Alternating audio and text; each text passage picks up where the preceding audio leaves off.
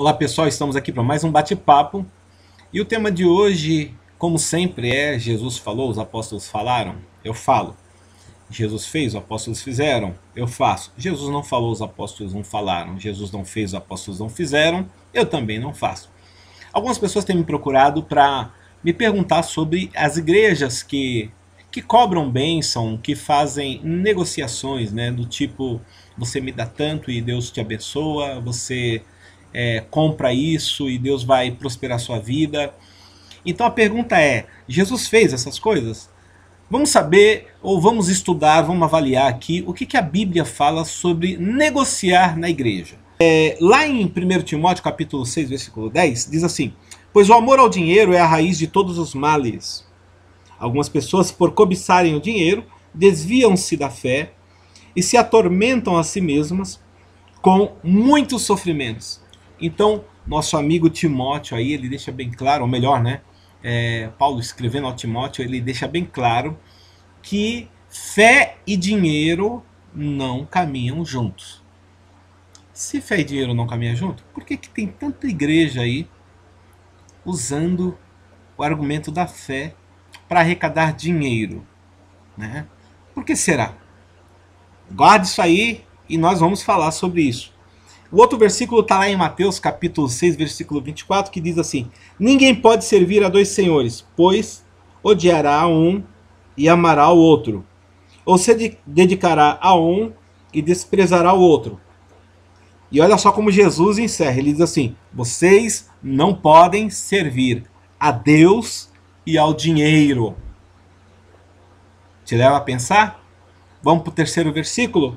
Mateus capítulo 10, versículo 8, diz assim: curem os enfermos, ressuscitem os mortos, purifiquem os leprosos, expulsem os demônios.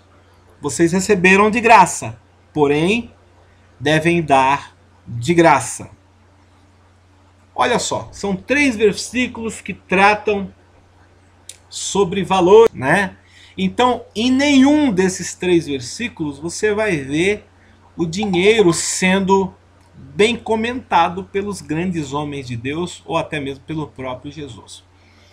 Uma coisa que me chama a atenção é que Jesus, ele nunca interrogou uma pessoa se ela era dizimista, ofertante, para depois curá-la. Não, Jesus já curava logo de imediato. Jesus também nunca deixou de expulsar um demônio se a pessoa não era dizimista ou ofertante no templo. Não. A pessoa estava endemoniada, chegou Jesus, mais que depressa, expulsava demônio. Outra coisa, Jesus nunca cobrou por isso. Jesus nunca cobrou. Eu sei que alguns vão até usar um versículo que está lá bem escondidinho, mas esses caras encontram tudo.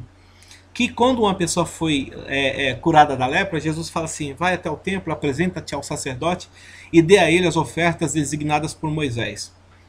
Detalhe, a pessoa foi curada primeiro. Ela recebeu a cura e Jesus falou: vai e faça. Por quê? Porque na Torá havia lá uma lei que quando a pessoa era curada de lepra, ela deveria ir e levar uma oferta ao templo. Então, mas Jesus em nenhum momento ele falou assim: ó, não posso te curar porque você não ofertou, você não é dizimista. A pergunta é, por que a Igreja Universal faz isso? Se alguém puder me explicar aí.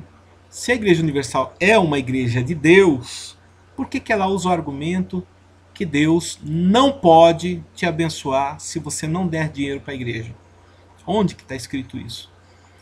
Eu sei que eles vão usar vários versículos para explicar. Até aqui embaixo do vídeo, quando terminar, muitas pessoas vão fazer seus comentários e vão colocar que na Bíblia tem textos, né, dizendo que a pessoa tem que pagar para ser abençoada. Na verdade, queridos, em nenhum momento a Bíblia manda ou ordena você pagar. Pelo contrário, a Bíblia diz que você deve dar voluntariamente, não por pressão, não por negócio. Eu já vi em alguns vídeos de ministrações do Edir Macedo, ele falando para o povo que o Deusel não é, que você vai lá, oferta e Deus é obrigado a te abençoar. Espera aí, então quer dizer que Deus é escravo da minha vontade? Eu quero, eu vou lá, pago, e aí Deus é obrigado a me abençoar? Quando? Onde é que está escrito isso? Jesus ensinou isso? Jesus falou isso?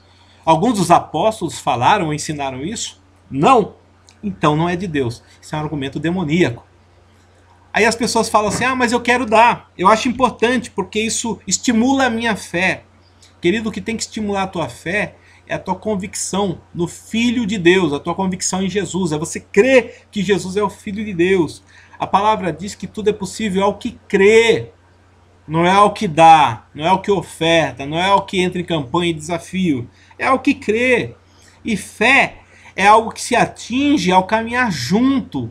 A sua fé, a sua crença em Jesus, ela vai ampliando à medida que você anda com Ele. O centro principal do Evangelho é a pregação da salvação. Deus não veio negociar condições financeiras ou prosperidade financeira, não. Deus, através de Jesus, nos trouxe a salvação, a vida eterna.